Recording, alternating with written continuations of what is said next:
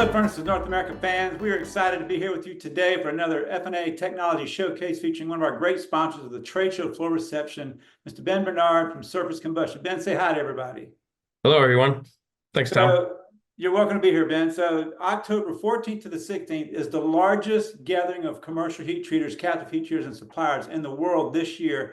And you're not going to want to miss it because you're going to miss the future if you're not there. You're going to have in one room over 150 exhibitors for a who's list of everything heat treating that you can take 2 days and just feed through it and find out the products you need, help people understand the needs of you as suppliers, and just meet the latest technology trends. So today, we want to focus on furnace equipment with Mr. Ben Bernard. So Ben, when you look at your customer base out there, well, first of all, Ben, I think everybody probably knows who Surface is, but there's got to be one person that maybe listens that says, you know what does Surface do? So share a bit about you and what does Surface do for the industry?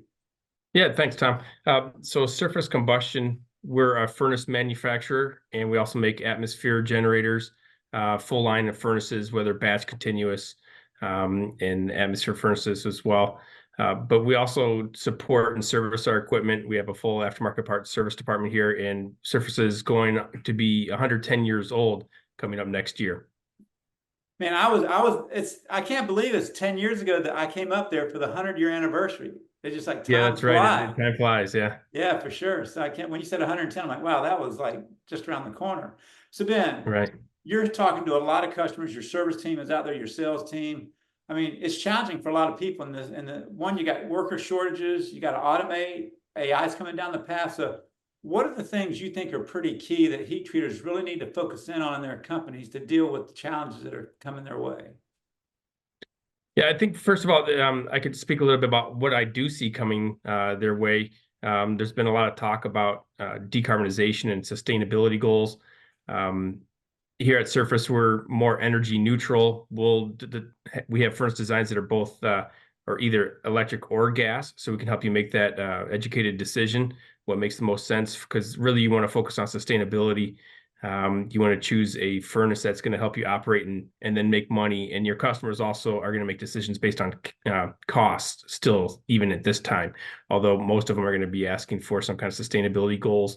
You can craft that. We can help you with that and calculate some of those costs as well and do the best selection there.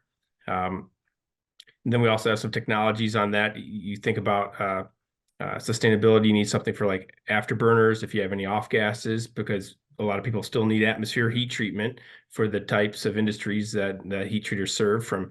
And then you can work on atmosphere and burner controls because still operating costs are pointing towards gas heated designs, but there can also be other options or opportunities to investigate alternative fuels such as hydrogen and working in that. So those are all things that we're working on. But one of the positive notes I'd like to see share is that I see a lot of manufacturing coming back to the USA. So there's a great opportunity for commercial heat treaters to try to capture some of that market. We see a lot of captive heat treaters trying to bring that back here, and they're investigating in-house heat treatment. So if there's any opportunity that a commercial heat treater has that they want to talk through and try to do some of those costs, Surface is a great resource for that, as well as we're a great resource for first-time heat treaters to start up a shop. Awesome. So when you think through all those challenges and those opportunities, I don't want you to give away the secret sauce today, but what are some of the exciting things that you're looking forward to launching and bringing to the table and sharing with the heat treat community at Furnaces North America? Right. So we really want to highlight what we see as a trend because of the decarbonization, but also heat treats of the future. Everybody's talking about vacuum furnaces. We do have a full line of vacuum furnaces, so we're going to be highlighting those. Surface is often thought as an atmosphere heat treatment company, but we also have a full line of vacuum furnaces that we've been doing since the 1960s, and we have our own vacuum carburizing designs, vacuum oil quench designs, real large vacuum pit furnaces. We can design many different types. So we're highlighting that. And we also want to highlight automation and controls, specifically automating, even retrofitting existing lines to try to get those to be more automated for less operator. Right. It could be as easy as a retrofit as automatic quench. So you don't have a quench delay or time to quench being, manually driven. So you have the repeatability and then you have consistent quality control. That's one type of retrofit, and even going back into doing full systems to go from the quench furnace to the washer and the draw temper furnaces. It does cost a lot of money to do that, but more and more people are really looking at those costs and seeing that there's payback because of the lack of some of the resources that we have here, and just the ability to say that that's one less thing you have to worry about moving forward if you automate.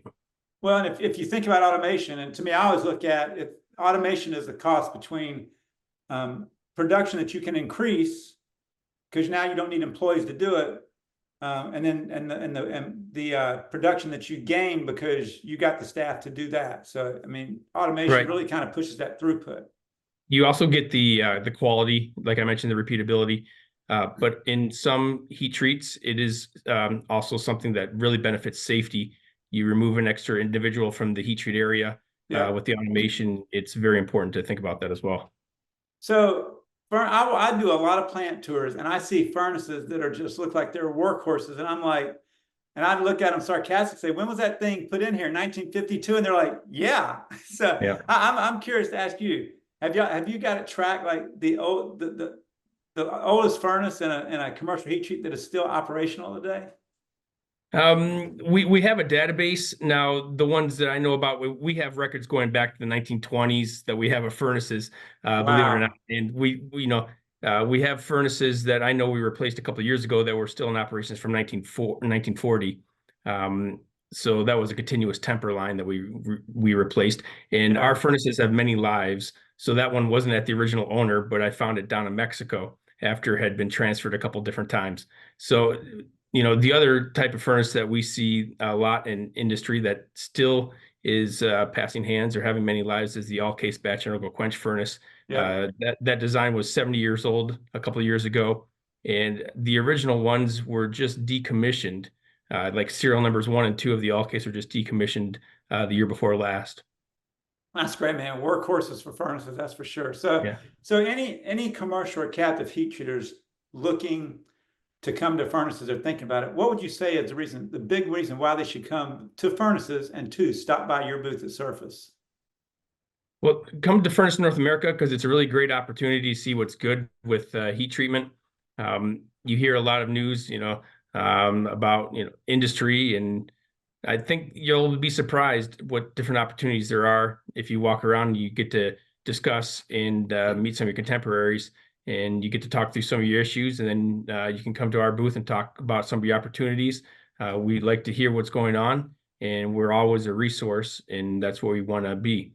So we look forward to hearing what kind of opportunities we can work together.